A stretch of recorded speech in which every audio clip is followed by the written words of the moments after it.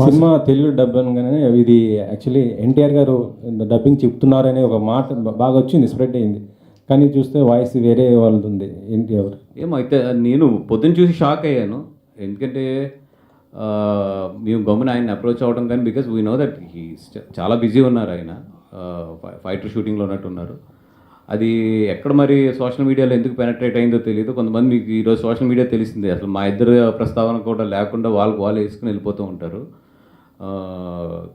ఎందుకంటే మాకున్న చాలా షార్ట్ టైం, ఈ షార్ట్ టైంలో ఏది బెస్ట్ చేయగలదో చూస్తున్నాం. కానీ గమ్మున పొరపాటును కూడా అట్లాంటిది మేము ఆయన అప్రోచ్ అవ్వడం కానీ అట్లాంటిది అసలు లేదా ఆయన ఇది చెప్పడం కానీ ఇది లేదు. అది ఎక్కడో సంథింగ్ రాంగ్ కమ్యూనికేషన్ అదంతా కూడా.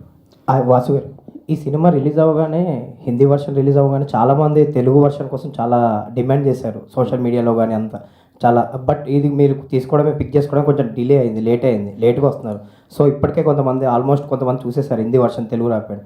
సో లేట్ అయింది, ఎందుకు అంత అప్రోచ్ లేట్ అయింది అంటే ముందు నుంచి? అంటే వన్ థింగ్, నేను చూస్తాను కూడా ఒక 4-5 days లేట్ అయ్యాను. అపార్ట్ ఫ్రమ్ దట్ ఏంటంటే చేద్దాం అనుకున్న తర్వాత ఇదివరకు అంత ఈజీగా లేదు. ఇప్పుడు సెన్సార్ ప్రాసెస్ కానీ ఇవన్నీ కూడా, and at the same time క్వాలిటీతో ఇది చేయాలి డబ్బింగ్. అందుకని డబ్బింగ్ కూడా నియర్లీ డే అండ్ నైట్ కష్టపడుతున్నా కూడా still we are in a very tight situation.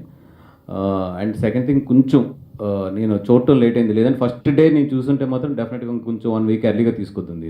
మీరు చూడడం లేట్ అయింది.